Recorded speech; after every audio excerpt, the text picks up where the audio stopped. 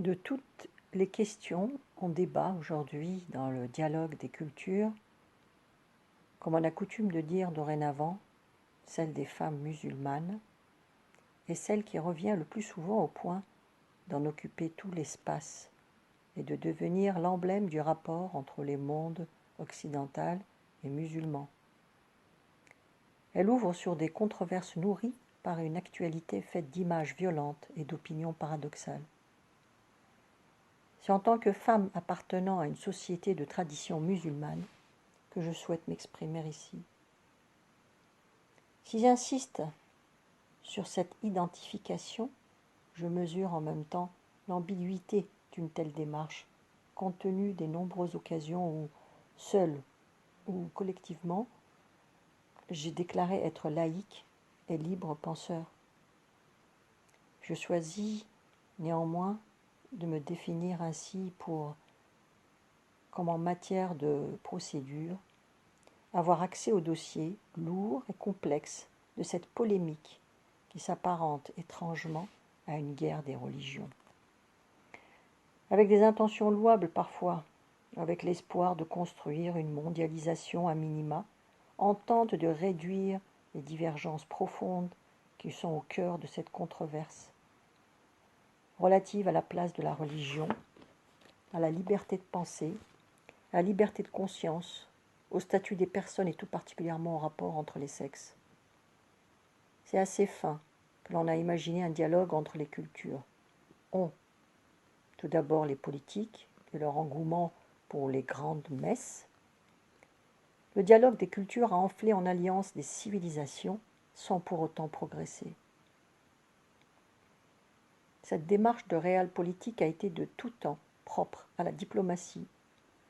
Ce qui surprend dans cette affaire, c'est l'attitude d'intellectuels, de militants, de gauche, très souvent en Europe, et particulièrement en France, où on affectionne ce genre de débat. C'est leur adhésion à des idées ou à des mouvements qui ont en commun de légitimer des approches antiféministes et de proposer en matière de droits de l'homme des discours misérabilistes. Les exemples d'une telle dérive sont nombreux dans la gauche radicale aujourd'hui. Le troisième forum social européen qui s'est tenu à Londres en octobre 2004, plateforme de la gauche radicale européenne, a été une vitrine pour les islamistes.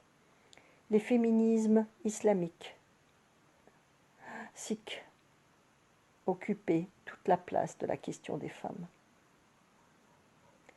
Les quelques féministes françaises qui s'y étaient aventurées n'ont pas osé ouvrir la bouche. L'année suivante, à Bobigny, le 4e congrès invita en grande pompe Tariq Ramadan, reconnu comme le leader des musulmans modérés par les uns et comme islamiste très intelligent par les autres. Les représentantes de Ni putes ni soumises ont été refoulées et privées de parole. Nous aussi, par la même occasion. Ces trahisons ne sont pas nouvelles. Tel un président de la République française, Jacques Chirac, en visite officielle déclarant dans un pays du Maghreb où les droits de l'homme sont journellement bafoués et leurs défenseurs emprisonnés ou harcelés, que le premier des droits de l'homme est le pain. Bien avant lui, en pleine décennie des femmes, 1975 et 1985, devant la communauté internationale fascinée par son authenticité accentuée par des costumes hauts en couleur, le leader charismatique du mouvement Indigenous d'Amérique latine, Rigoberta Menchú, affirmait que le féminisme est la dernière forme du colonialisme. Et d'autres signes avant-coureurs annonçaient déjà les dérives des visions culturalistes et différentialistes. Le postcolonialisme élaboré par des intellectuels appartenant aux pays anciennement colonisés de l'Empire britannique connaît aujourd'hui une version bien française qui ajoute à la confusion des idées en convoquant nos mémoires encore endolories. Nous nous trouvons ainsi pris dans un méli-mélo de ressentiments, de fausses indignations et de vraies discriminations. Les revendications des uns, les alliances et mariages contre nature entre les uns et les autres entretiennent un désordre dont les seuls gagnants sont les islamistes. Leur idéologie fondamentaliste et leur violence sexiste acquiert dans ce magma des temps modernes quelques vertus. Le respect de l'autre n'est pas une affaire si simple. Une floraison de concepts ont été forgés pour soumettre la culture à de multiples figures. L'interculturalité, la multiculturalité, le métissage culturel, la transculturalité, sans oublier l'ultime forme de nos tâtonnements, le postcolonialisme, qui réduit à la culture et à ses représentations fantasmées le rapport au monde des ex-colonisés. De tout temps, la question de la présence d'étrangers en Europe s'est posée. Mais à présent, elle se pose différemment pour au moins deux raisons. Tout d'abord, l'installation définitive et consentie en Europe de populations venues d'ailleurs et de religions différentes, plus précisément les populations maghrébines et musulmanes.